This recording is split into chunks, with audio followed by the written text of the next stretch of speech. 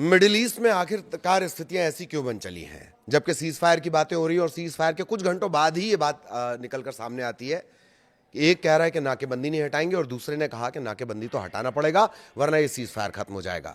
अभी करीब करीब 2 से 3 दिन और बाकी है। इन सबके बीच स्थितियां हैं किस तरह की है वहां पर, ये सारे अपडेट मिडिल ईस्ट के हम आपको बताएंगे।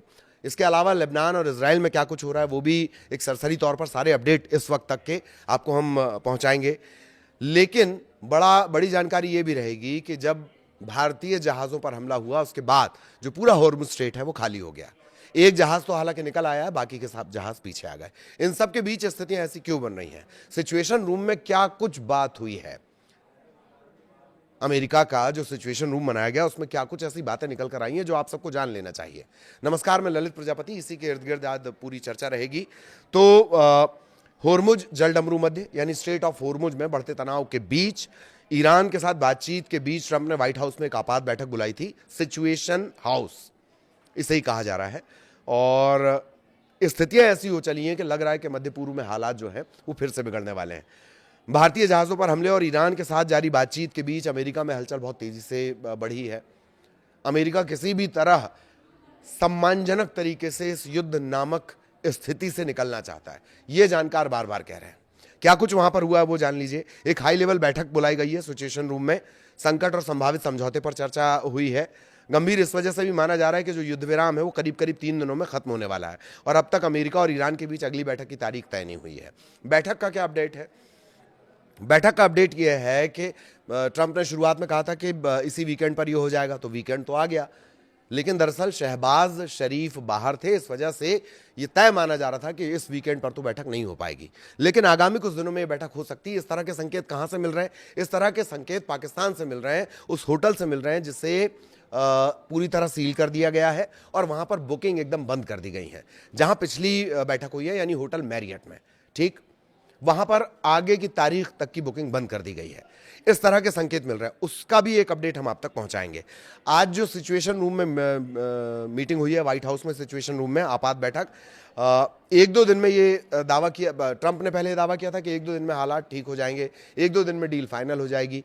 खैर, ट्रंप के बयानों के बारे में अब क्या ही कहना। आज जो मीटिंग हुई है उसमें कौन कौन था वो जान लीजिए। व्हाइट हाउस की जो महत्वपूर्ण बैठक थी इसमें जेडी वेंस थे, जाहिर तौर पर वो रहेंगे।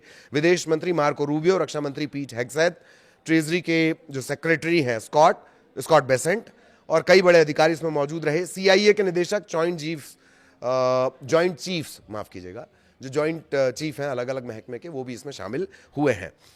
ये साफ किया गया है, ये बयान आया है ट्रंप की तरफ से, अमेरिका की तरफ से, कि ईरान हमें ब्लैकमेल नहीं कर सकता। क्यों ये बात कही जा रही है? क्योंकि ईरान ने ये कहा कि होर्मुज से नाकेबंदी तो हटानी पड़ेगी बॉस। बैठक के बाद क्या आया है? ये जो पूरा घटनाक्रम रहा इसमें पाकिस्तान की बड़ी महत्वपूर्ण भूमिका हो गई है। पाकिस्तान के जो सेना प्रमुख हैं आसिम मुनीर, उनकी जो इस हफ्ते तेहरान में एक महत्वपूर्ण बैठक हुई अमेरिका ईरान के बीच, उन्होंने मीडिएटर की भूमिका निभाई है और ईरानी पक्ष से फ़ोन पर भी उन्होंने बातचीत की है। ईरान की सुप्रीम नेशनल सिक्योरिटी काउंसिल ने कहा है कि अमेरिका ने नए प्रस्ताव दिए हैं, इन पर फिलहाल विचार किया जा रहा है।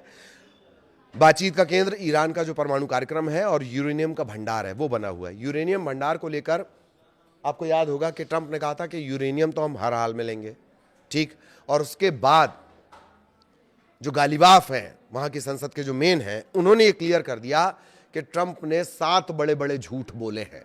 उसमें यह भी शामिल था कि यूरेनियम को लेकर कोई बातचीत नहीं हुई, ईरान यूरेनियम नहीं देगा, ये उन्होंने क्लियर कर दिया था। अब ये बैठक आज हुई है। होर्मुज में अचानक बढ़े तनाव के बीच फिर से बैठकों के दौर चल रहे हैं। ट्रंप ये कह रहे हैं कि ईरान अगर ब्लैकमेल हमें करेगा तो हालात बिगड़ सकते हैं और ये साफ हो जाएगा कि बातचीत आगे बढ़ेगी या नहीं बढ़ेगी। इस तरह की बातें कही जा रही हैं। इधर लेबनान में क्या हुआ? लेबनान में युद्ध विराम के बावजूद फायरिंग हो रही है। इजराइल ने दक्षिणी लेबनान में येलो लाइन इस नाम से एक नई बॉर्डर बना ली है, खुद से बना ली है बॉर्डर। हालांकि सीज फायर के दौरान जो आपके कब्जा किए हुए इलाके उससे आपको वापस आना होता है, पर इजराइल उससे वापस नहीं आ रहा है। वो अपनी जो सैन्य तैनाती है वो वहीं पर रखे हुए है। इजरायली सेना का दावा कि उसने उन लोगों को टारगेट किया, निशाना बनाया जो युद्ध विराम का उल्लंघन कर उनकी सेना के करीब आ रहे थे। इधर हिजबुल्लाह से जुड़े ठिकानों और एक अंडरग्राउंड सुरंग पर भी हमला किया गया है। ये तब हो रहा है, ये सब तब हो रहा है जब इजराइल और लेबनान के बीच 10 दिन का युद्ध विराम है। लेबनान सरकार और हिजबुल्लाह अलग अलग करके इसे देखिएगा। ठीक, अब फटाफट अपडेट जान लीजिए। ईरानी राष्ट्रपति का दावा है कि सम्मान के साथ हम संघर्ष खत्म करना चाहते हैं। मसूद पेजेश्कियान क्या कह रहे हैं, क्या लिख रहे हैं, वो जान लीजिए। ईरान मौजूदा संघर्ष को सम्मान के साथ खत्म करना चाहता है और किसी भी देश को उसके वैध परमाणु अधिकार इससे वंचित नहीं किया जा सकता। ईरान युद्ध को बढ़ाना नहीं चाहता, उसकी नीति इलाके में शांति, स्थिरता, सुरक्षा बनाए रखने की है। पेजेश्कियान ये भी कह रहे हैं, मसूद पेजेश्कियान ये भी कह रहे हैं, हमने कोई युद्ध शुरू नहीं किया, हम किसी देश पर हमला करने का इरादा नहीं रखते, आत्मरक्षा के अधिकार का हम इस्तेमाल कर रहे हैं। इन सब के बीच एक बात बहुत ध्यान रखिएगा कि मसूद पेजेश्कियान, उनके जो बयान आ रहे हैं या जो सोशल मीडिया पर वो लिखते हैं या जो एक्स पर लिखते हैं, बहुत बेहतरीन और कूटनीतिक तौर पर एकदम सधा हुआ लिखते हैं। सारे जानकार बिल्कुल उनके मुरीद हो जाते हैं जिस तरह से वो लिखते हैं। ठीक, एक और अपडेट आया है कि इजराइल ने हिजबुल्लाह के 150 लड़ाकों को मार गिराया है। इजराइल और लेबनान के बीच युद्ध विराम है, लेकिन इजराइल का दावा यह कि उसने 150 लड़ाकों को मार दिया है। आईडीएफ यानी इजरायली डिफेंस फोर्स ने यह दावा किया है। सीजफायर लागू होने के ठीक पहले एक बड़ा सैन्य अभियान उसने चलाया। 150 से ज्यादा लड़ाके मार गिराए गए, 300 से ज्यादा ठिकानों को उसने निशाना बनाया सीज फायर शुरू होने के पहले, ये वो दावा कर रहा है। इधर सीज फायर के बीच धमाके हो रहे हैं। दक्षिण लेबनान में इजरायली सैनिकों की मौत की भी खबर है। विस्फोटक डिवाइस के जरिए, जो आईईडी टाइप की डिवाइस होती है, उसके जरिए हमला हुआ है। इधर अमेरिका पर ईरान का हमला, बातचीत की तारीख तय नहीं। ठीक, और जहाज़ों, एक और जो बड़ा अपडेट हमने आपको बताया था कि जैसे ही भारतीय जहाज़ों पर फायरिंग हुई है, खबर यह है कि एक जहाज़ तो क्रॉस कर गया था, फायरिंग के बीच क्रॉस कर गया था। हालांकि उसकी एक अलग इनसाइड स्टोरी है, वो भी हम आपको बताने की कोशिश करेंगे। लेकिन एक जो बड़ा अपडेट है कि फायरिंग हुई भारतीय जहाज़ों पर, उसके बाद एक जहाज़ ने पार कर लिया, लेकिन बाकी के जो जहाज़ हैं उन्होंने यू टर्न ले लिया है। होर्मुज जलडमरू मध्य में जो जिस तरह तेज़ी से हालात बदले, अचानक से बदले, तो ईरान की नाकेबंदी के बाद कई जहाज़ों ने अपना जो रास्ता है वो बदल लिया है। 20 से ज़्यादा ऐसे जहाज़ हैं जिन्होंने यू टर्न ले लिया, वापस लौट गए हैं। कुछ पर फायरिंग की घटनाएं, फायरिंग भी हुई है, इस तरह की भी खबर आई है।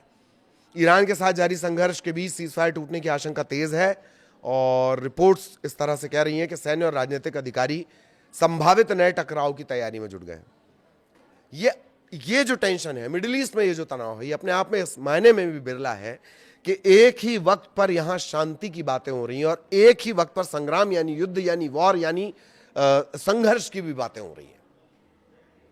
भरोसे की कमी, ये ऐसा सीज फायर है जिसमें दोनों ही पक्षों को एक दूसरे पर भरोसा नहीं है। ये एक बड़ा अपडेट है। और 8 हफ्ते करीब ये जंग चली, उसके बावजूद अमेरिका, ईरान की जो ताकत है वो बरकरार है। अमेरिका के जो सैन्य और खुफिया अधिकारी हैं उनका ये कहना है कि संघर्ष के बावजूद ईरान की सैन्य ताकत अभी भी बरकरार है। करीब 40% अटैक ड्रोन से 60% से ज़्यादा मिसाइल लॉन्चर उसके पास अभी भी मौजूद हैं। किसके पास? ईरान के पास। और यही सबसे ज़्यादा चिंता की बात है अमेरिका के लिए। जानकारी ये भी मिल रही है सोर्स के हवाले से, जो अमेरिकी अधिकारी हैं वो ये जानकारी दे रहे हैं कि युद्ध के बाद भी ईरान ने गुफाओं और बंकर में करीब 100 लॉन्चर सिस्टम जो हैं उन्हें एक्टिव कर रखा है।